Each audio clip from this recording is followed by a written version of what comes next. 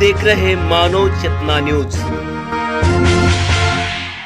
उपस्थित आजच्या कार्यक्रमाचे प्रमुख पाहुणे माननीय वडेसर साहेब, आमच्या बुद्धिस्ट परिवाराचे अध्यक्ष डॉक्टर जीवन तारे साहेब, दिलीप मुंड साहेब, डॉक्टर साहेब आणि इथे उपस्थित असलेले सर्व बौद्ध उपासक उपासिका, ग्रीन प्लॅनेट येथील नागरिक गट मित्रांनो, उशीर खूप झालेला आहे। अध्यक्षाचं भाषण ही फॉर्मॅलिटी असते, त्याच्यामुळे मी काही जास्त वेळ तुमचा घेणार नाही, कारण मला पण भूक लागलेली आहे। मी पण शुगर पेशंट आहे। जोपर्यंत तिकडे सुरू होणार नाही तोपर्यंत आपल्याला जेवता येणार नाही। बाबासाहेब आंबेडकरांनी आपल्याला धम्माची जी शिकवण दिलेली आहे, त्यांनी वेगवेगळ्या जागतिक संमेलनामध्ये बाबासाहेबांची धम्मशिबिरामध्ये नेहमीच उपस्थिती व्हायची। एकदा असंच बाबासाहेब काठमांडूला धम्म परिषदेसाठी गेले होते। धम्म परिषदेसाठी गेले असताना त्यांच्यासोबत त्यांची फॅमिलीसुद्धा होती।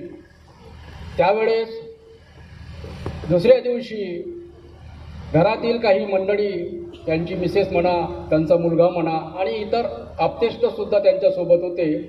तर काठमांडूला गेल्यानंतर आपण नेहमी पशुपतीनाथाचं दर्शन मोस्टली लोक घेतात, आपणही जातो। चला बा, एवढ्या लांब आला आहे तर आपण पाहून घ्यावं बा, असं प्रत्येकाची इच्छा असते। आपण कुतूहलाने त्या ठिकाणी जातो। दुसऱ्या दिवशी काही लोक म्हणजे बाबासाहेबासोबत असणारे त्यांचे नातेवाईक ते पशुपतीनाथाच्या मंदिरामध्ये मंदिर पाहायसाठी गेले। दुसऱ्या दिवशी बाबासाहेबाची कॉन्फरन्स होती, पत्रकारांनी त्यांची मुलाखत घ्यायचा आग्रह अट्टाहास केला होता। त्यावेळेस बाबासाहेब काही ते पशुपतीनाथाच्या मंदिरामध्ये गेलेले नाही, ते बाहेरच उभे होते। दुसऱ्या दिवशी पत्रकारिता जेव्हा सुरू झाली, म्हणजे पत्रकार परिषद सुरू झाली, त्यावेळेस एका पत्रकाराने बाबासाहेबाला प्रश्न केला, अहो तुम्ही तर बुद्धाचे उपासक आहात, तुम्ही बुद्ध धर्माचं पालन केलं आहे, तुम्ही कसे काय पशुपतीनाथाच्या मंदिरामध्ये गेले?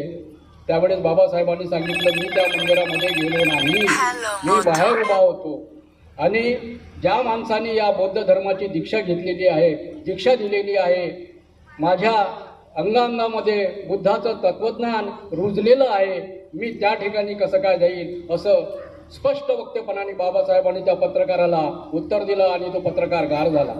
मित्रांनो, अनेक पैलू आहेत बुद्ध धम्माविषयी, अनेक पैलू आहेत। बाबासाहेबाचा बुद्ध आणि धम्म ग्रंथ जर वाचला तर त्याच्यामध्ये आपल्याला संपूर्ण माहिती मिळू शकते। बाबासाहेबाचं एक तत्व होतं, बाबासाहेब कुठली गोष्ट करताना स्वतः ते करायचे, त्याच्यानंतर इतरांनी त्यांचं अनुकरण करावं बा, ही बाबासाहेबाची मुळात इच्छा होती। आपल्यास माहीत असेल, बाबासाहेबांची पहिली पत्नी मरण पावल्यानंतर बाबासाहेबाला दुसरी पत्नी करायचा, त्यावेळेस गायकवाडांनी आग्रह केला की बाबासाहेब, आता तुम्हाला दुसरं लग्न करावं लागेल बा। बाबासाहेबांनी उत्तर दिलं, ठीक आहे म्हणे, तुम्ही म्हणता, मी तयार आहे लग्न करायला, पण मुलगी कुठली पाहू? या समाजातील सर्व स्त्रिया, त्या समाजातील सर्व बाया मला बाबा या नावानं हाक मारतात, मी कोणासोबत लग्न करू बा? बाबासाहेबांनी उत्तर दिलं गायकवाडांना। म्हणून बाबासाहेबांनी ब्राह्मण समाजातील मुलीशी दुसरा विवाह केला। या मागचं सुद्धा कारण हेच आहे, बाबासाहेबांचा उद्देश त्यावेळेस वेगळा होता। आपण इंटरकास्ट मॅरेज केल्यामुळे एक समाज दुसऱ्या समाजासोबत जोडल्या जाईल आणि जातीभेदाच्या भिंती या नाहीशा होतील, म्हणून त्यांनी तो इंटरकास्ट मॅरेज केलं। त्याचा उद्देशच हा होता की जोपर्यंत आपण सामाजिक क्रांती करणार नाही तोपर्यंत आपण राजकीय क्रांतीकडे वळू शकत नाही। आता ही सामाजिक क्रांती करत असताना दुसऱ्या समाजातील मुलगी मागितल्यामुळे तो समाज सुद्धा आपल्याकडे येईल आणि आपल्याला निवडणुकीच्या माध्यमातून, इतर कार्यक्रमाच्या माध्यमातून आपल्याला राजकीय क्रांतीची मुहूर्तमेढ रोवल्या जाईल, असं बाबासाहेबांच्या मनामध्ये होतं। परंतु तुम्हा आम्हास माहीत आहे काय झालं, राजकीय क्रांती कुठे झाली? सर्व आपण विखुरल्या गेलो आहोत। आजही तीच कंडिशन आहे।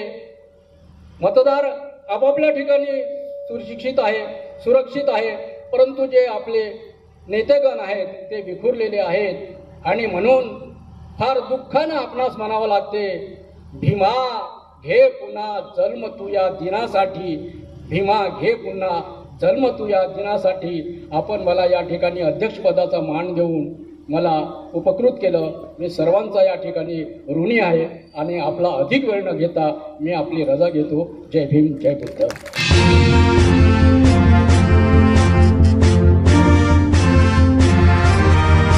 आप देख रहे मानव चेतना न्यूज.